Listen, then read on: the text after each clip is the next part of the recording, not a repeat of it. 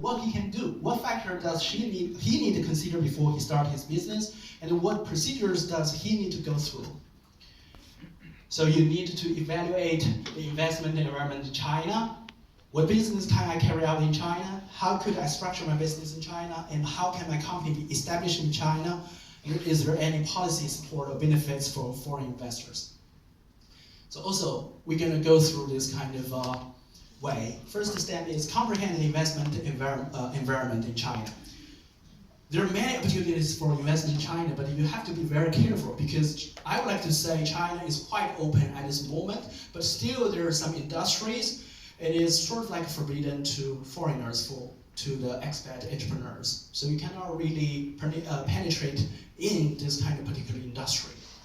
And another thing is, but the good thing is we have free trade zone. And I'm so honored to be the legal advisor of the China government free trade zone.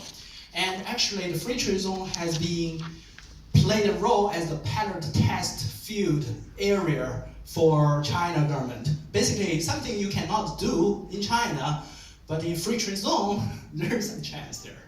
So I will let you know a little bit about what is the pros in free trade zone. And next is, what business can you carry out in China? And next step is register your company.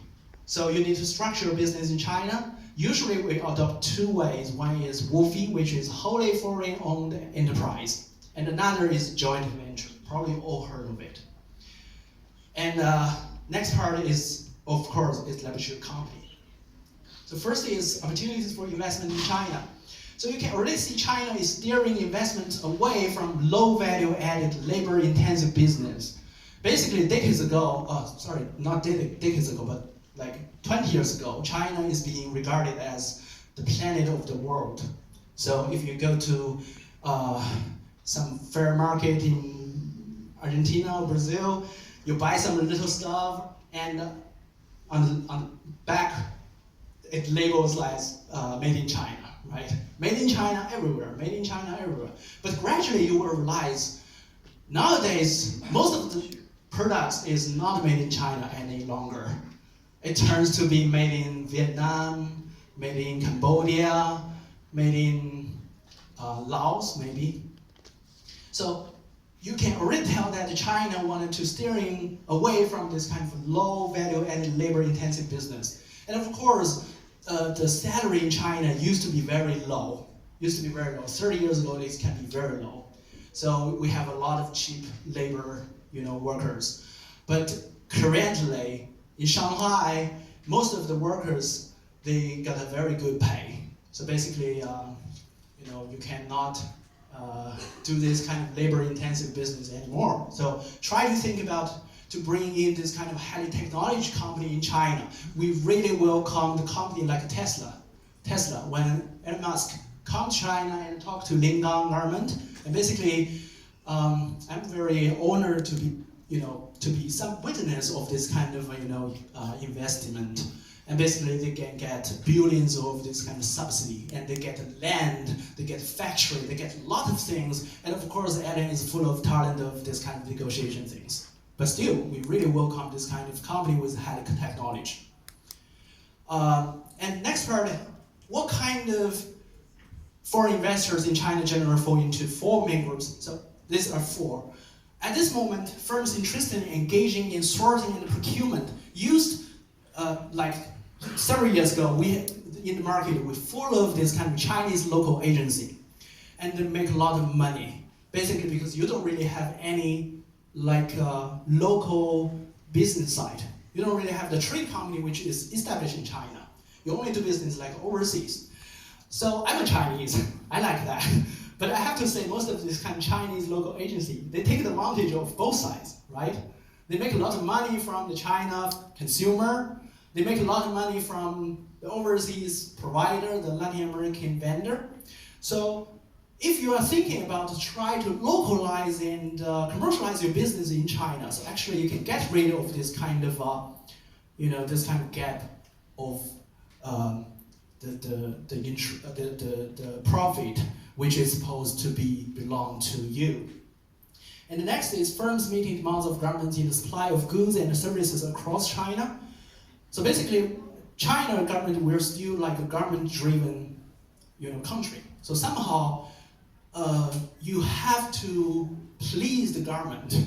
So what kind of things we government really promote? At this moment, everything related with green, we like it. We like everything green. Basically because 2008, probably you check out this kind of opening ceremony of Beijing Olympics, and it is heavily pollution. You have to admit it. It is true. But afterwards, China government realized how important it can be to really, to cure this kind of pollution. So you can see in Shanghai, it's pretty good, right, today. I don't know too much about Beijing, but Shanghai definitely is the best. So that's why I also like to choose to practice in Shanghai instead of Beijing. But of course, the weather, the air conditioning is very good in Shanghai at this moment. And just last month, we have this kind of regulation. We need to really separate all of this kind of garbage, right? Before that, we just toss it somewhere, I don't know. I have a lot of garbage. I just eat some ramen together with the cigarettes, and I wrap them together and toss them away. But I know the environmental promotion will be supported by China government, and also it can easily get you some subsidy from it.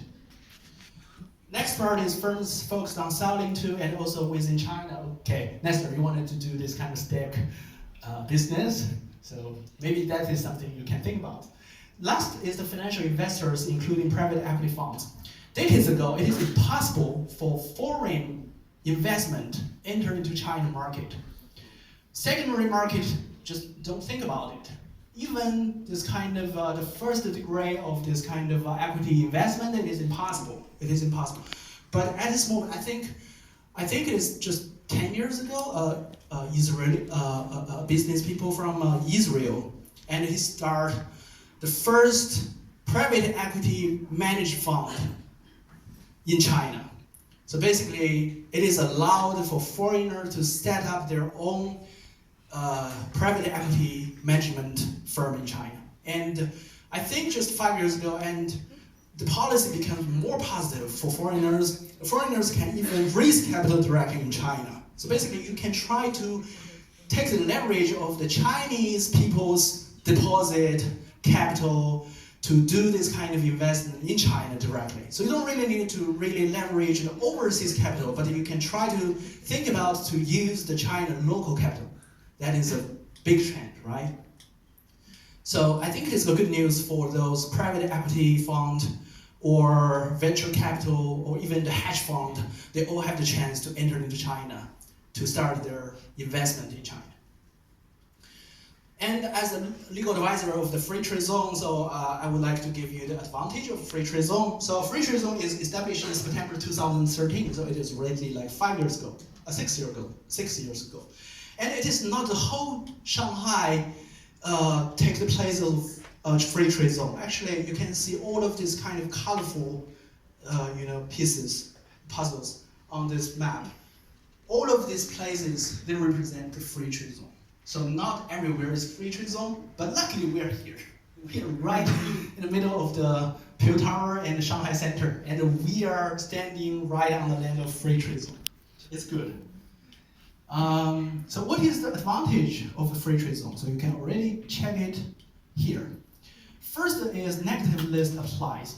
So basically in China, we used to have this kind of pre-approval for a lot of different industries. For example, you say, I wanted to start, build up a nuclear, anyway, some nuclear stuff in China. And of course, it is impossible, right? We cannot allow some foreigners to build up this kind of nuclear things in China. Of course, no. But here is the beautiful thing of Free Trade Zone. It is a negative list. So basically, we put all of these things which it is not allowed for foreigners to penetrate in on the negative list. So basically, it is kind of funny thing. I would like to give you a metaphor. So in the negative list, if it is said, okay, marijuana is totally forbidden in China, and somehow you say, okay, there is something called LSD probably, and it's possible that I can do this kind of business in China. Okay, in Free Trade Zone, if this kind of thing is not being put on the negative list, probably you have the chance. But of course, it's kind of a bad metaphor, sorry. You cannot do anything, drug-related things in China. No, no way. Even it is not being put on the negative list, then it is a loop, from China government. And we're gonna amend it pretty soon, so we cannot do that kind of thing. But still, for other things, if it is not on the negative list, for example, a hospital, or like a school, usually the school and hospital is not open for foreigners. This is good money. We want to make money by ourselves. But then, you can see the negative list, there is no hospital, there is no school. Basically means you can have the foreign-owned hospital and school in free trade zone. So that's the beautiful things of free trade zone. And second is traded goods are allowed to be transported into the free trade zone before customs clearance or currency exchange procedure. So what is that? Basically means if I have an Argentinian company who wanted to export some raw materials to China, and it turns out that they just wanted to export it to Brazil, well, that is a very stupid transaction. I don't know why they wanted to come to China and to do this kind of further processing and then export back to Brazil. But just a metaphor. So basically, if the raw materials which is imported from Argentina and they come to China, if it is in the free trade zone, so you have the warehouse, you have like just a warehouse or something like booth or company in free trade zone. Basically, you don't really need to pay any tariffs and duties, because all of these products will be considered never pass through the China custom. So there's no tax and there's no tariff and duty. And then you just export it, you do this kind of processing and you export it to Brazil, so no tariff and tax, it is a good thing. And third, rich supporting resources. When we talk about rich supporting resources, I just want to be very directive. We're talking about money. So basically they provide money. They provide a lot of different kinds of money. Basically, if you set up this kind of a researching center, you can really bring in some patent. We love intellectual property at this moment. So if you can really bring in some intellectual property and build up this kind of researching center, so the China government would like to give you some subsidy on that. And the next one is less restriction in capital accounts. It's not very important. And the last thing is, as a pilot zone, additional advantage policies may come later. There's a rumor, probably heard of it. In China, the income tax, the enterprise income tax is 25%. But there's a rumor saying that maybe, 5 years later, in free trade zone, probably the tax rate will be lower to 50% in Shanghai, which is very good policy, right? Usually you can get this kind of policy only in Tibet, because in Tibet, the enterprise income tax rate is 15%. But if you really want to do some serious business, right, I would like to say Shanghai is the best choice. So what business can you carry out in China? We just give you this category. This is for encouraged. What kind of business is restricted in China? What kind of business is prohibited in China? And what kind of business is permitted in China? So what kind of, it's kind of overlap, right? So basically industry is not included in the first three categories are normally permitted in China. Basically we forgot to put this kind of industry on our list. So basically, if we don't say no, it is okay. And good thing is coming just a week ago. So here, it is just coming, the law and regulation just being granted and implemented June 30th. So just a week ago. In the field of infrastructure, the restriction that urban gas and heat pipe networks of over 500,000 people must be controlled by the Chinese party has been cancelled. In the field of value-added telecommunications, the restrictions on foreign investment in domestic and multi-party communications, store and forward and call center services were eliminated. So call center, it is a good thing. You can do the call center here. And in the field of culture, the restriction that cinemas and the performance brokerage firms must be controlled by the Chinese side has also been cancelled. Good thing, you can start with your cinema and you can do the performance brokerage. Okay. So there are three types of companies. I will not give you introduction anymore. They're equity joint venture, they're cooperative joint venture, and also WOFE. And all of these are the advantages for setting up this kind of WOFE and joint venture in China. This is the whole process for you to register your business in China. First of all, you get a name. You cannot use